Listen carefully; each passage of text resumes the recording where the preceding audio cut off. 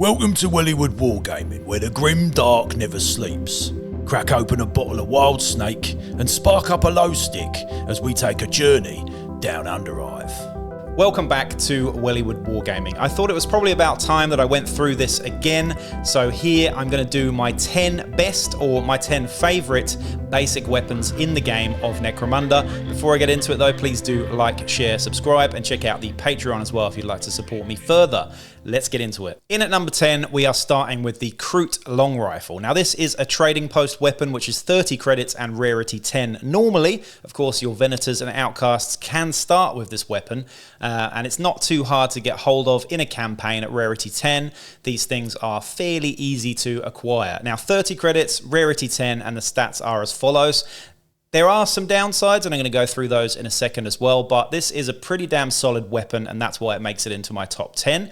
The reason being it has two profiles. It has a ranged profile, but it also has a melee profile as well, so you can use this in close combat, and it's a pretty damn good weapon all round. First, the range profile, though. It is a 12-inch and 24-inch short and long range, and we have a +1 to hit at that short range as well, so it isn't really a long rifle, it's more of a rifle, which is why it's in the basic weapons section.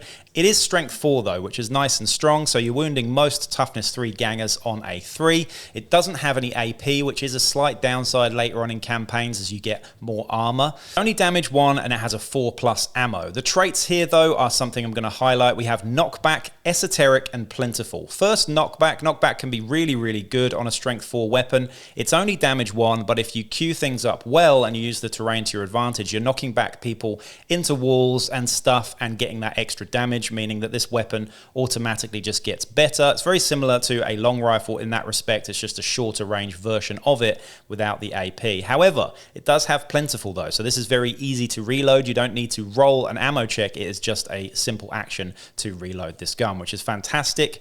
The other thing it does have though, which is a slight downside, is esoteric, meaning that you can't give it any sort of upgrades or sights or scopes on it, which is a little bit of a problem, but again, you can't upgrade the ammo here either. So really, early on in a campaign, this is quite a decent weapon at strength 4 with knockback and whatnot. It's cheap, it's fairly easy to acquire, and of course it has that close combat profile that we're going to get into now as well, which is as follows. It has a 2-inch range on it, so it is a versatile weapon, which is just excellent. Versatile weapons mean that you can add an extra 2-inch to your charge threat range, as well as not suffer from the counterattack from your opponents when you run in at that versatile range. So adding 2 inches onto your close combat range is pretty good. It is strength +1, similar to an axe, so your average strength 3 fighter is now hitting at strength 4 and wounding most guys on 3s now, which is pretty good.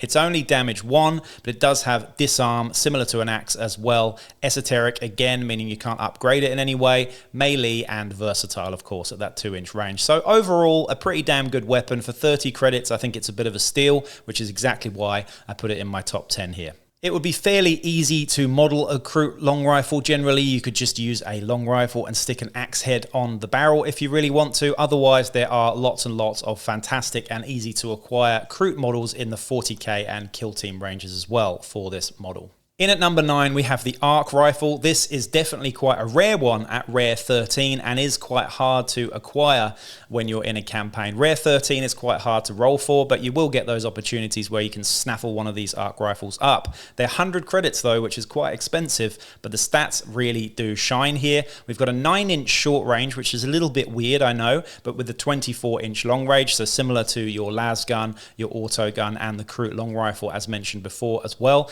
-1 to hit at long range, but +2, a whopping +2 to hit at that 9-inch range. So if you can close the distance, it's absolutely worth it with this weapon. It is strength 5, so you're wounding Ogrins on force here, which is really good. No AP, however. Damage 1, 6+ ammo with Blaze, Rapid Fire 1, and Shock. So those 3 traits are all incredibly nasty. First, we have Blaze, which is the bane of many Cawdor enemies in Necromunda. Blaze means that on a 4+, you are set on fire.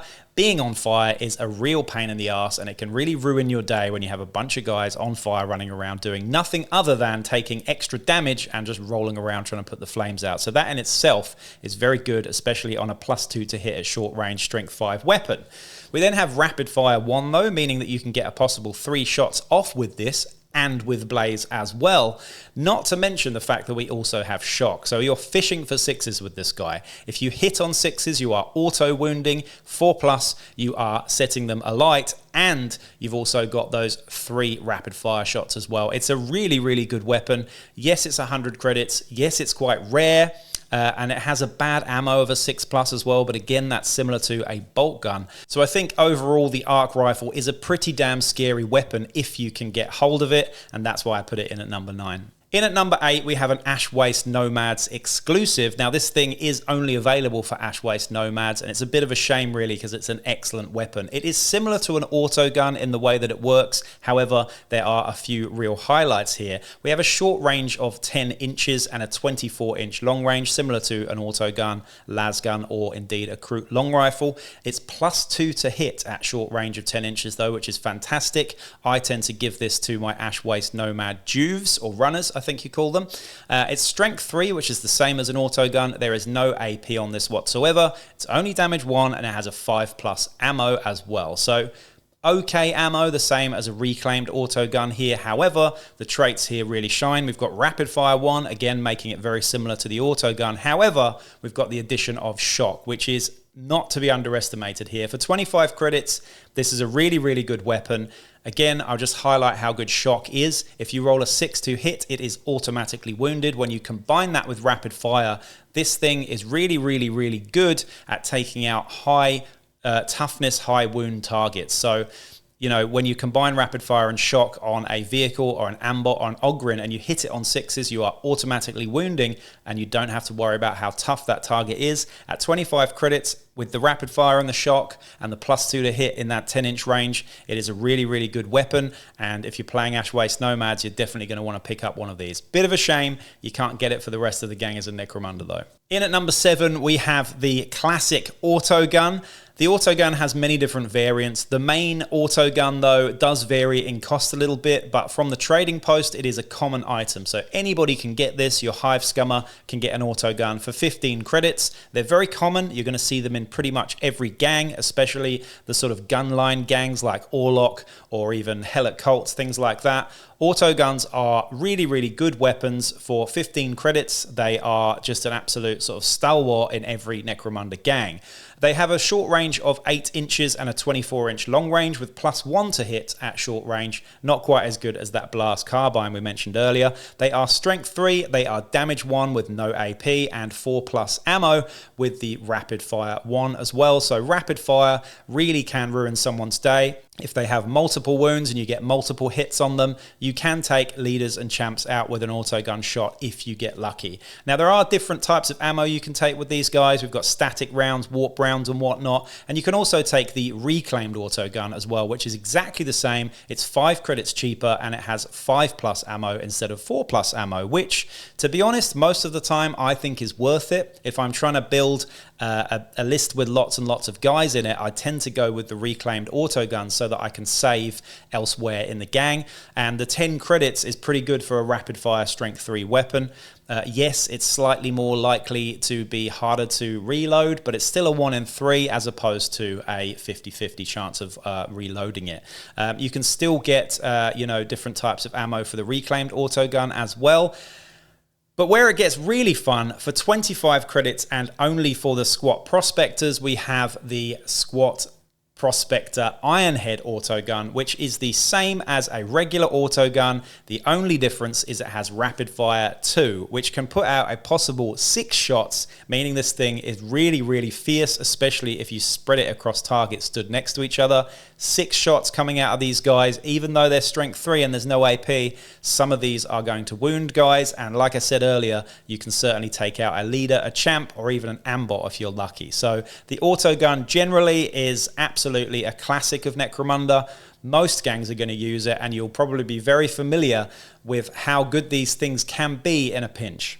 In at number 6 now, we have one of my favorite weapons in the entire game, and of course, this is exclusive for Cawdor. It's worth saying though, if you're playing Venators or Outcasts with a Cawdor background, then you will have access to these things as well. They are 40 credits and they're available on the Cawdor house list, and that is the blunder pole. Not to be confused with the polearm autogun, which is actually pretty bad value and not a very good weapon that I would tend to avoid most of the time. We're not mentioning that here though. This is the Cawdor polearm blunderbuss, better known as the blunder pole. The reason why this is good, well, there are a few reasons why it's good really. So firstly, it is a close combat weapon as well as a shooting weapon, so it has the melee trait as well, similar to that Kroot long rifle we talked about earlier. The melee trait in question here has a 2-inch versatile range on it, again, similar to that Kroot long rifle, which is just excellent. It's -1 to hit at close range though, so you're going to want to be using this at versatile range most of the time. I can't see why you wouldn't want to use it at versatile range, but if you get stuck in combat at a pinch, it is -1 to hit when you're close up, because it's slightly difficult to wield in close combat. It's strength +1, similar to the axe and the Kroot long rifle, as I mentioned before, and it's only damage 1 with no AP as well. It is melee, unwieldy, and versatile as well. So it's unwieldy, meaning that you can't use any other close combat weapons in close combat, and it takes up 2 weapon slots as well, because it's quite a big cumbersome weapon. Here's where it gets really fun though. For 40 credits, you get a really versatile and awesome weapon with lots of different traits on it. Not only do you get the close combat profile, but you also get 2 shooting profiles built into this for that 40 credits. It's really, really nice. The first one is the blunderbuss with grape shot. This is a template weapon that is strength 2, damage 1, no AP, 6+ ammo, but that's not a problem though, as it has plentiful, so you can reload it very easily, scatter shot, and template. So this is very similar to your scatter shot on a shotgun. You can get a possible 6 shots off. Yes, it's only strength 2, but it is a template, which means that it's auto hitting.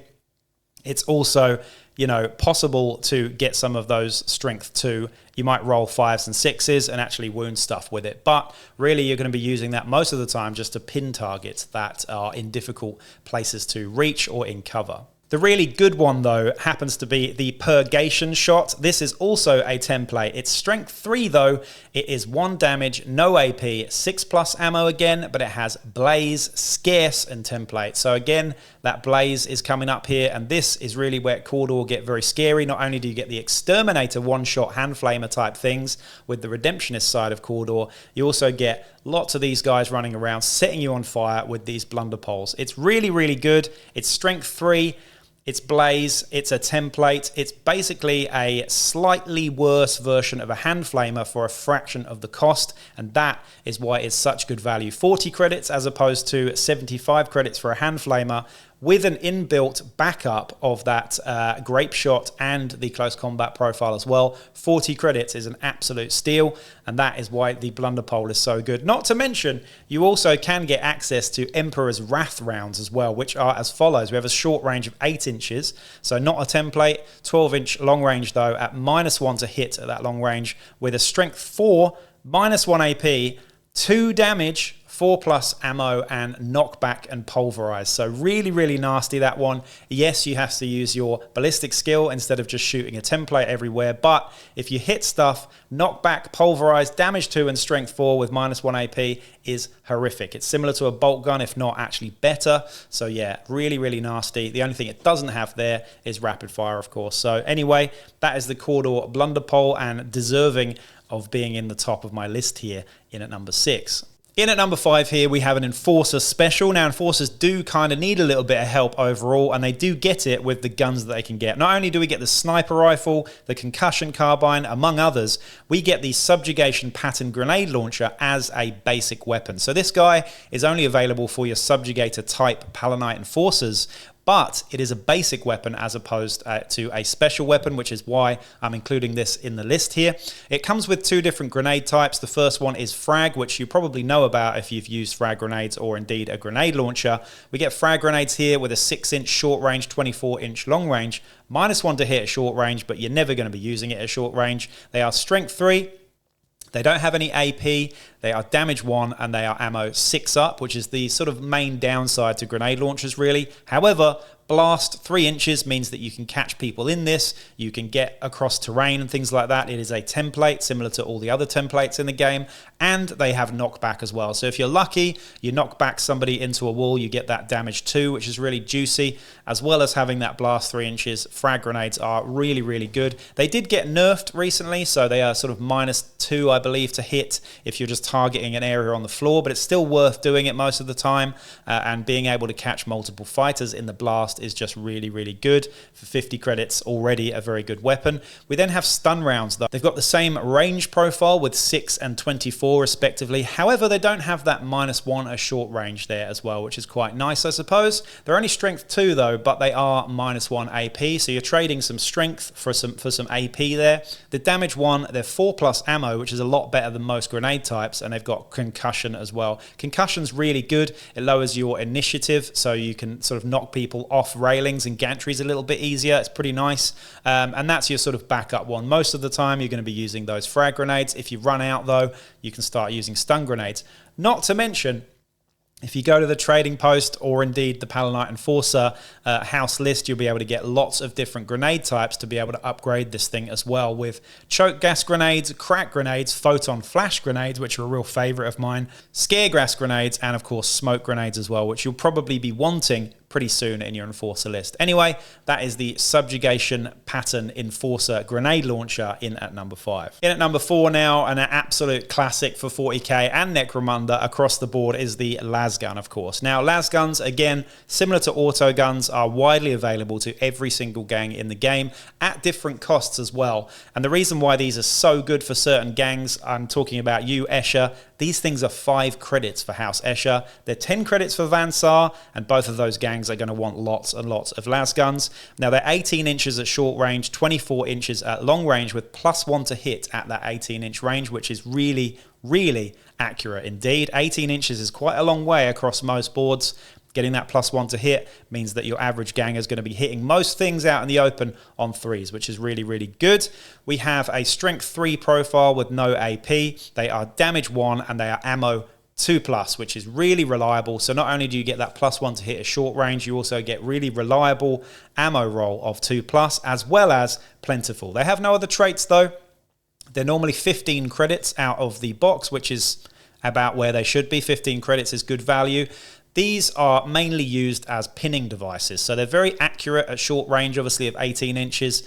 They're only strength 3, they have no AP, they only 1 damage, but really these are what you're going to be pinning fighters with generally. You're not going to be damaging stuff, but when you do occasionally wound it, it's pretty nice to do. However, you can upgrade these things with focusing crystals and hotshot las packs as well. The first upgrade on a Lasgun is the focusing crystal. This is rare 10 on the trading post and 30 credits. Personally, I don't think these things are necessarily worth it unless you're playing against lots of gangs with lots of high armor value, because what the focusing crystal does is make your las rounds burn a little bit more when they hit you. They've still got the same range profile. They're still +1 to hit at short range. They are only strength 3, but they are -2 AP, and that's where they really shine. It's a little bit of a trade-off on the ammo though, because they are 3+ ammo. They lose plentiful and they gain unstable, meaning these things are quite difficult to use. They can blow up in your hands and make your ganger go out of action as well. So honestly, for 30 credits, they're not usually worth it. However, it's worth maybe having 1 or 2 in there if you want to not only pin targets, but get through their armor as well. The next upgrade, and something that I tend to upgrade all my Lasguns with, is a hotshot pack. You can add this to las pistols as well as Lasguns, and it is as follows. The same range profile, so still 18 inches at short range with +1 to hit. Still 24 inches at long range. However, what you get here is strength 4 instead of strength 3 and -1 AP here as well. And the trade-off is 4+ ammo and losing the plentiful trait there as well. These things are common and they are 20 credits at the trading post. Some house lists actually have them available from the start. I believe Van Saar do. But hotshot las packs for an extra 20 credits are absolutely worth it. The extra strength with the AP is really, really nice, especially when you consider that they're still very accurate at short range too. So that is why overall the Lasgun has to go in my top 5 here. We're into the top 3 now with the shotgun. Shotguns are awesome. If you haven't shot a shotgun in real life, I highly recommend that you do. The last time I shot a 12 gauge, I blew a tree in half. It was very fun indeed. Shotguns are just awesome weapons. They are cool as hell. They look cool. They are cool. They sound cool. They're certainly very loud. And you have loads and loads of different ammo types on these as well.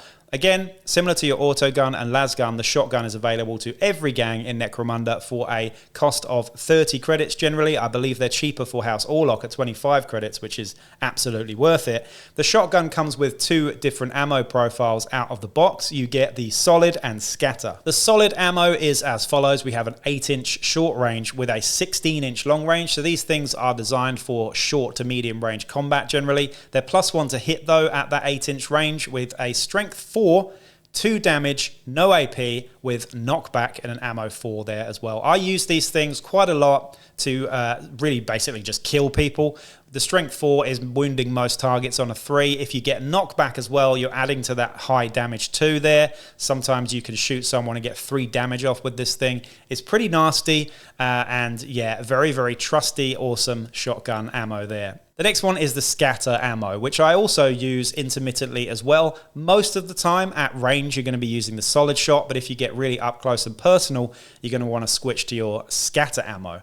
Now, the scatter ammo is shorter range, so it has half the long range of the solid shot with 8 inches at long range and 4 inches at close range. However, similar to a stub gun, you get +2 to hit at short range, which is really nice on a sort of ganger with low ballistic skill or something. So this thing's really good. It's strength 2, so it's not going to wound stuff very easily. However, it's damage 1, ammo 4+ with scatter shot, meaning that you roll a d6 for the amount of shots. If you're lucky and you get 5 or 6 shots, you've got 5 or 6 attempts to get through their toughness. So it's a pretty good weapon. You're pretty much always hitting at close range with +2 to hit, and you're automatically pinning stuff. If you happen to wound it and get lots of scatter shot out, that's just a bonus. There are a few different ammo types I'm going to talk about now. We have executioner ammo, which is 4-inch short range, 16-inch long range, -1 to hit at short range, but +1 to hit at long range, which is unusual. It's really good at long range there. Strength 4, -2 AP, damage 2, 6+ ammo with knockback and limited. That is a fantastic profile. Executioner ammo is something I'll always try and get, particularly on my Orloks generally, and they are 20 credits as well, which is pretty good. It is limited, but if you get a bullet merchant or something, that negates that a little bit. So executioner ammo, very, very good indeed.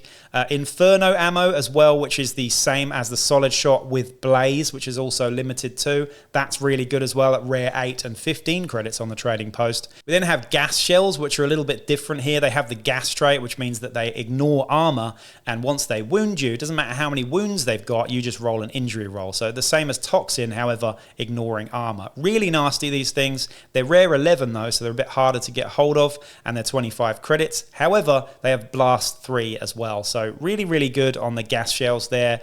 Pretty nasty for taking out multi-wound leaders like Orlok leaders and stuff as well. We also have shatter shells, which are again blast 3 and limited. They're strength 3, -1 AP, similar to a sort of frag grenade. But then we also have acid rounds if you play for House Escher. These are exclusive to House Escher. They have blaze and scatter shot. So you can put out a possible 6 shots at strength 3, by the way, with blaze. Really, really nasty. That's probably my favorite ammo type. However, sadly, it's only available for Escher. But if you're playing Escher, absolutely get yourself some acid rounds. And that was number 3. In at number 2 now, we have the combat shotgun. So similar to your shotgun, this is a combat shotgun. It is a more scary version of a shotgun, and there are some differences in how it operates generally. Now, this thing's rare 7 at 70 credits from the trading post, so it's double, if not more than double, the price of your regular shotgun. However, you can get it a bit cheaper if you play House Goliath or House Orlok. I believe Orlok it's 55 credits, House Goliath it's 60 credits here as well. And the combat shotgun, similar to the ordinary shotgun, has 2 main weapon profiles that it comes with out the box. The first one is salvo ammo. This one is actually kind of similar to a short-range bolt gun. It's range 4 at short-inch range with a +1 to hit modifier on that as well. 12-inch at long range, so similar to a pistol really in terms of its range. However, it's strength 4, no AP, 2 damage, 4+ ammo, knockback, and rapid fire. So you've got a sort of hybrid between a bolt shell and a solid shot from a shotgun. So you haven't got the AP, but you do get knockback and rapid fire with the 2 damage and strength 4. It's really, really nasty. But honestly, The main reason why you're going to be using a combat shotgun, though, is that you get a template version as well. The template version is called shredder ammo. It is a template, meaning that you can move forward and target people in cover with this thing. It's auto hit, which is always really nice. It's similar to the scatter rounds in a way. It's strength 2, so you're not wounding stuff most of the time. But again, you're auto hitting, which means you're auto pinning most of the time. It's damage 1. It's 4+ ammo, which is pretty good with scatter shot and template. So again, anyone caught in the template, if you catch multiple targets in this template, it's scatter shot for each of them. So you can put out a possible 6 hits on a whole bunch of guys in under that template. So it's really nice. And again, for 70 credits, I think this weapon is definitely worth it. And it's certainly worth it on your cheaper versions, your Orlocks and your Goliaths as well. The combat shotgun is a fantastic weapon. I've used it to some really, really good effect, taking out all different types of targets with this. And again, if you get it on a sort of guy with low ballistic skill and you can just use that template weapon all the time, with the 4+ ammo, it's pretty reliable too. And again, you can get different upgrades on the ammo types here. We've got Firestorm ammo, which is incredibly scary, and this is something you're nearly always going to want to upgrade to. Firestorm ammo is still a template, but it's strength 5, so it's like a flamer, but strength 5, -1 AP, damage 1, 6+ ammo with blaze, limited, and template. So yes, it's limited. Again, get that bullet merchant for it. And yeah, Firestorm template with blaze, -1 AP and strength 5, so even better than a flamer there. And again, for 30 credits at rarity 8 from the trading post, it's not that hard to get hold of. 30 credits, pretty damn good. I would nearly always go for that. You can also get the shatter shells and gas shells for the combat shotgun, as well as a couple of others there too. But the combat shotgun is such a good weapon, particularly on enforcers. Enforcers get the enforcer shotgun. There's also a squat prospector type of shotgun as well, which is a little bit different, and I cover that in my squat prospector gang guide as well, so go and check that out if you haven't already. That really is the combat shotgun in a nutshell, though. A fantastic weapon. Let's see what's number 1 now, though. You probably already guessed what was going to be in at number 1 here, and it is, of course, the most 40k grimdark weapon that there is, the bolt gun. Bolt guns are exceptionally good weapons. They have a few downsides, but again, these things are available to most gangs. If you want to buy one from the trading post, though, they're 55 credits and they're rarity 8. So most gangs can take these things. Some gangs can't, like Van Saar out of the box, but you can get them from the trading post at rarity 8 and 55 credits. So why is the bolt gun so good? So the raw stats of the bolt gun, without going into too many of the different variants here, 12-inch short range, 24-inch long range, +1 to hit at that short range as well, which is always very nice. There's strength 4, wounding most targets on a 3. They are -1 AP, which is always good, making mesh armor a 6-up or flak armor nothing. They are damage 2, again, which is so important in this game. Multiple damage weapons really do hurt. We've also got a 6-up ammo. So the 6-up ammo here on the bolt gun is really the only weak thing about it. It is hard to reload these guys once they're out of ammo. However, they're not scarce, so you certainly can attempt to reload them. Again, if you've got a tactics card that can let you reload these, you're going to want to use it on your bolt gun. And they are rapid fire 1. So you can put out a possible 3 shots on a bolt gun at strength 4, -1 AP and 2 damage. That, ladies and gentlemen, is the best profile in the game for basic weapons and puts out an awful lot of damage. If you get 3 shots out there on an ambot or something, you can dish out a possible 6 damage if those go through its toughness. It is really high in its damage dealing ability. Not to mention the different ammo types you can get with this as well. You can also get gas shells, shatter shells. Real party times are had all around when you look at the different variants for the bolt gun as well. The first one, the Warp Storm bolter, which you can get at the trading post. It's quite rare. It's very expensive. It's the same as an ordinary bolt gun, except it's got cursed and I believe scarce as well, so you can't reload it. But if you hit stuff and you don't happen to kill it with your bolt rounds, then you're sending it insane, which is really nice. We've then got the Enforcer bolt gun as well, which is an ordinary bolt gun. However, instead of having a 6+ ammo, you now have a 4+ ammo, making it very reliable and scary indeed. And the last one I'm going to talk about here, and I think is the highest damage dealing basic weapon in the game, is of course the Squat Prospector Ironhead Bolter, which is again exactly the same as your ordinary bolt gun. It's 95 credits, so it is very expensive. However, it's rapid fire too. So you can put out 6 shots with this thing, possibly. At a strength 4, -1 AP and 2 damage. That, ladies and gentlemen, is absolutely the highest damage dealing weapon, or basic weapon in the game. Anyway, it's probably higher damage dealing than most weapons in the game, but yeah, we're not going to talk about squat heavy bolters and things like that just yet. We'll do another video for other weapon types, but that is my top 10 basic weapons in Necromunda. I hope you enjoyed it. Let me know if you think I missed any out there. Again, it was quite hard to pick a top 10 from all of the basic weapons in the game, but I think those top 10, for me at least, are the best ones. Again though, let me know in the comments what you think. Please do like, share, subscribe, and check back for another video real soon. Peace out.